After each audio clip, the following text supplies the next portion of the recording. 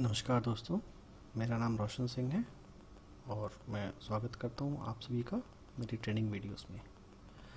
इससे पहले भी मैं 2 वीडियो बना चुका हूं जिसमें कि हम हेल्थ फैसिलिटी कॉन्फ़िगरेशन को कवर किए हैं और ओपीडी कॉन्फ़िगरेशन को कवर कर चुके हैं। अब ये तीसरा पार्ट है जिसमें हम आईपीडी कॉन्फ़िगरेशन को कवर करेंगे। तो आइए देखते हैं आईपीडी कॉन्फ़िगरेशन। अब इसमें देखिए मेनू, सबसे पहला है कॉन्फ़िगरेशन, उसके बाद है एडमिशन डिस्चार्ज ट्रांसफ़र और तीसरा है रिपोर्ट। अब हम हर मेनू और सब मेनू को डिस्कस करते हुए चलेंगे। ऐड वार्ड, अभी ऐड वार्ड क्या है? हमारे यहाँ हमने ओपीडी तो बना लिया, ओपीडी कॉन्फ़िगरेशन में पेशेंट को हम ओपीडी में देख भी ले रहे हैं। अब जिन्हें हमें एडमिट करना है तो उनके लिए हमें वार्ड बनाना पड़ेगा, तो हम यहाँ पे वार्ड बनाएंगे जैसे कि पेशेंट को एडमिट कर सकें। बिना वार्ड के पेशेंट एडमिट नहीं होगा। तो यहाँ पे एग्जांपल के लिए मैंने एक रेस्पिरेटरी वार्ड बनाया हुआ है। वार्ड का नाम डाल दिया मैंने रेस्पिरेटरी वार्ड। एब्रिविएशन में क्या है, हम ये छोटा नाम डाल सकते हैं कुछ भी जो कि मैक्सिमम 5 कैरेक्टर सपोर्ट है। उसके बाद वार्ड टाइप, ये वार्ड क्या है? जनरल वार्ड है, सेमी प्राइवेट वार्ड है, प्राइवेट वार्ड है, कैजुअलिटी या आईसीयू वार्ड है। तो हमें वार्ड का टाइप कॉन्फ़िगर करना है। तो यहाँ पर रेस्पिरेटरी वार्ड मैंने बनाया है जिसे मैं जनरल वार्ड के नाम से देता हूँ। अब जेंडर स्पेसिफिकेशन, ये हम जब ओपीडी कॉन्फ़िगर कर रहे थे या आईपीडी कॉन्फ़िगर कर रहे थे तो हमने एक मेन्यू सेलेक्ट किया था जेंडर स्पेसिफिकेशन, जिसमें कि हम अलाउ कर सकते हैं किस कौन कौन सा जेंडर उस वार्ड में अलाउड है। तो यहाँ पे अगर हम ऑल कर देते हैं तो कोई भी जेंडर है वो इस वार्ड में एडमिट हो सकता है, लेकिन यही अगर मैं सिर्फ मेल कर देता हूँ तो इस वार्ड में सिर्फ और सिर्फ मेल को अलाउ करेगा एडमिट होने के लिए। सेम चीज़ विद फीमेल, अगर फीमेल कर देता हूँ तो सिर्फ फीमेल अलाउ होगा। तो हम मोस्टली गायनी वार्ड को छोड़ के बाकी सब वार्ड में हम ऑल कर देंगे। गायनी वार्ड में हम इसे फीमेल कर देंगे ताकि गलती से भी कोई मेल एडमिट ना हो जाए। ठीक है, तो ये रेस्पिरेटरी वार्ड है तो इसे हम ऑल कर देते हैं। Bed allocation, bed allocation mandatory, yes, हमें इसे यस करना है क्योंकि बाद में अगर हम इसे नो करके आगे बढ़ते हैं तो डिस्चार्ज से पहले भी हमें इसे बेड एलोकेट करना ही पड़ता है। तो बेटर ऑप्शन मुझे ये लगता है कि हम इसे बेड एलोकेशन मैंडेटरी कर दें। उसके बाद है ये टोटल नंबर ऑफ बेड्स, ये हमारे वार्ड में कितने बेड हैं उसकी संख्या ये हमें डालनी है। जैसे मैंने यहाँ पे 100 डाल रखा, ये टेस्टिंग के लिए इसलिए हमें 100 डाल रखा है। उसके बाद है डिपार्टमेंट मैपिंग। अब ये 100 बेड, कई बार क्या होता है कि अगर एक कोई बड़ा वार्ड है जिसमें 50 बेड हैं तो हम बेड्स रिज़र्व कर देते हैं। 20 बेड मेडिसिन को दे देते हैं, 10 बेड पीडिया को दे देते हैं। दैट मीन्स एक वार्ड बहुत अलग अलग डॉक्टर शेयर करते हैं, तो उसके लिए डिपार्टमेंट मैपिंग। तो अभी फ़िलहाल हम इसे नो करके चलेंगे। इन फ्यूचर अगर आपको वैसे ज़रूरत है कि आपके पास एक ही वार्ड है जिसमें बेड्स अलग अलग अरेंज्ड हैं, मतलब बुकड हैं, तो हम इसे यस करके किस वार्ड में कितने बेड हैं हम उन्हें डिफ़ाइन कर सकते हैं। ठीक है, और अगर नहीं है हम इसे डिपार्टमेंट मैपिंग नो करके कर सकते हैं। एज स्पेसिफिकेशन, येस या नो, तो ये येस कहाँ काम आएगा? पीडिया वार्ड में, जैसे हमने माइनर का एज डिफ़ाइन कर रखा है और यहाँ पे जब हम डिफ़ाइन येस कर देंगे तो मिनिमम एज परमिटेड और मैक्सिमम एज परमिटेड ये आ जा रहा है। दैट मीन्स ये पीडिया में काम आएगा कि मिनिमम कितने दिन के बच्चा से लेके हमें 1 दिन के बच्चे से चाहिए, और मैक्सिमम एज अगर 14 ईयर्स तक हमें अलाउ करते हैं तो हम यहाँ पे 14 डाल देंगे। ठीक है, और ये नहीं तो नॉर्मल आप इसको नो रहने दीजिए, उसके बाद हम यहाँ पे सेव कर देंगे। तो ये हमारा वार्ड क्रिएट हो गया, रेस्पिरेटरी वार्ड हो गया, जिसमें कि हमने सबको अलाउ किया है।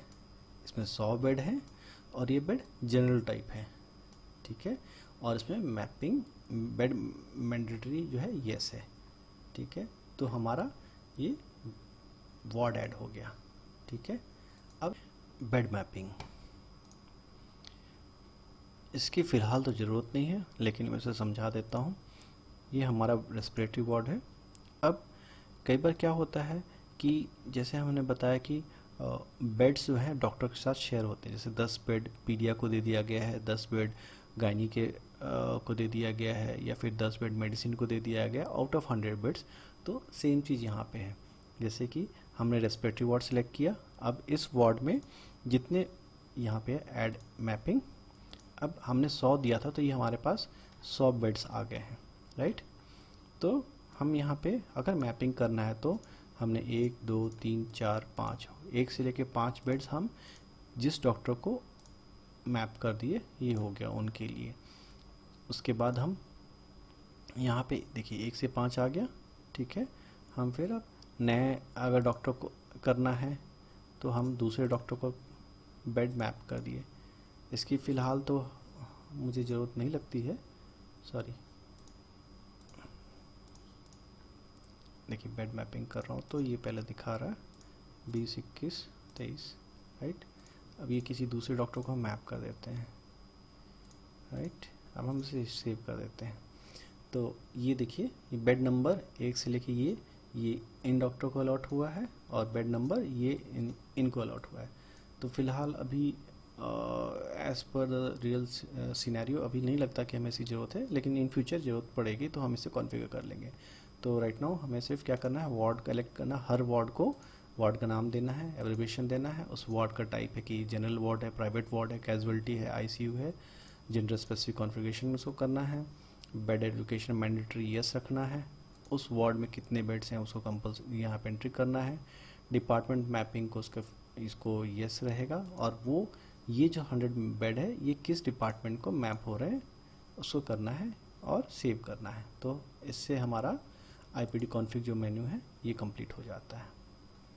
अब हम आते हैं बेड कॉन्फ़िगरेशन में।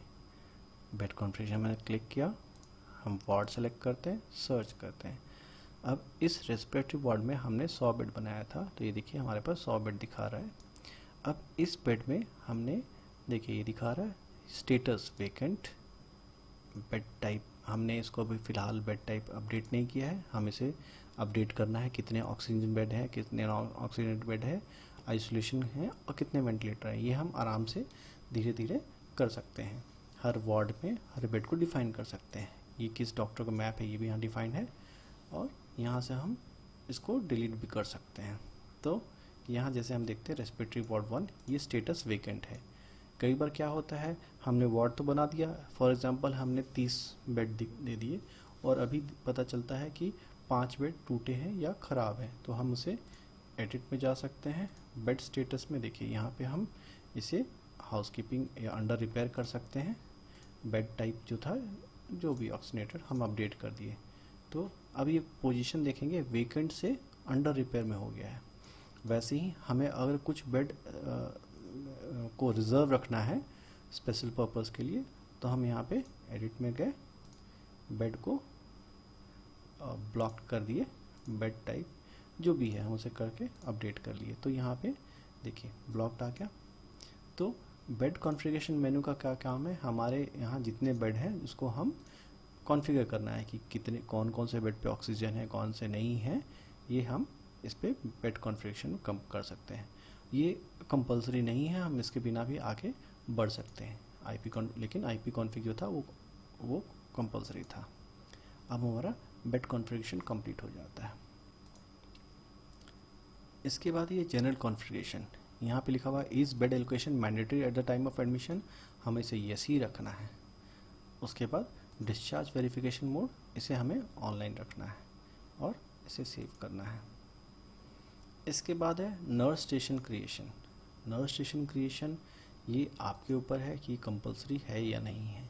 जैसे कि अगर हमारे पास वार्ड है और हमारे पास कंप्यूटर है, हर वार्ड में कंप्यूटर है, तो हमें नर्स स्टेशन ज़रूर बनाना चाहिए। तो जैसे कि हम यहाँ पे एक मेडिसिन वार्ड का मेडिसिन नर्सिंग स्टेशन बना दे रहा हूँ और इसको हमारा जो वार्ड दिखा रहा है उसके साथ अटैच कर दिया, राइट। तो वैसे ही हम हर वार्ड के लिए एक नर्सिंग स्टेशन बना सकते हैं। तो नर्सिंग स्टेशन का काम क्या है, यहाँ पे जो वार्ड इंचार्ज जो नर्स है वो पेशेंट डिटेल्स अपने नर्सिंग स्टेशन से ही भर सकते हैं, उनके लिए हम नर्सिंग स्टेशन बना रहे हैं। आगे इसके बारे में बहुत डिस्कस करेंगे, लेकिन फ़िलहाल इतना ही इसमें। उसके बाद है रोस्टर। अब हमने अगर नर्सिंग स्टेशन बना दिया है तो हमें नर्सिंग स्टेशन का, ये देखिए यहाँ दिखा रहा है। अब हमें यहाँ पे रोस्टर डिफाइन कर, जैसे हमने डॉक्टर्स का रोस्टर बनाया था वैसे ही सेम हमें नर्स का रोस्टर बनाना है, राइट। तो शिफ्ट, अभी हमने यहाँ पे शिफ्ट नहीं डाला है, हमें शिफ्ट ऐड करना पड़ेगा और उसके बाद हम ये सारा चीज़ कर सकते हैं। तो फिलहाल अभी हमें नर्सिंग का रोस्टर, नर्स स्टेशन और नर्स स्टेशन के रोस्टर की फिलहाल ज़रूरत नहीं है, लेकिन हम इसे आराम से कर सकते हैं। जैसे कि ये रहा कॉन्फ्रेंस शिफ्ट नेम, हम जैसे शिफ्ट फर्स्ट शिफ्ट डाल देते हैं, या जो रहता है आप इसे देख सकते हैं, फ्रॉम टाइम 8 to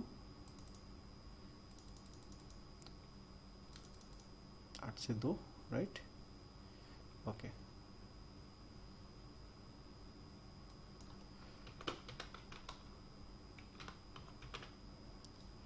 ठीक है, मैं शिफ्ट बना दिया था। तो यहाँ पे रोस्टर में देखिए हम आ जाएगा, राइट। ऐड न्यू रोस्टर में चले गए, हम डाल दिए कब से कब तक का, ठीक है। वीक, हमने ये वीक सेलेक्ट कर दिया, डे सेलेक्ट कर लिया, राइट। अब शिफ्ट सेलेक्ट कर लिया। अब केयर प्रोवाइडर, जो यहाँ पे हम नर्स बनाएंगे उनका नाम आ जाता है। अभी हमने नर्स यूज़र नहीं बनाया इसलिए उनका नाम नहीं आ रहा, हम उनका नाम आके सेव कर सकते हो। तो ये नर्स लोग का रोस्टर क्रिएट हो गया, ठीक है। तो ये कॉन्फ़िगरेशन पार्ट है, भी कवर हो गया। वापस मैं एक बार रिवाइज कर देता हूँ। आईपीडी कॉन्फ़िगरेशन में हमें सबसे पहले वार्ड का नाम बना देना है, उसका एब्रिविएशन देना है, वार्ड टाइप बनाना है, gender specification, bed mandatory yes करना है, number of beds, department mapping, age specification, save. Bed configuration में हमें वार्ड सेलेक्ट करना है, उसका बेड का स्टेटस अगर करना है तो हम कर सकते हैं, नहीं तो ये फ़िलहाल के लिए ज़रूरी नहीं है। उसके बाद हम जनरल कॉन्फ़िगरेशन में आते हैं।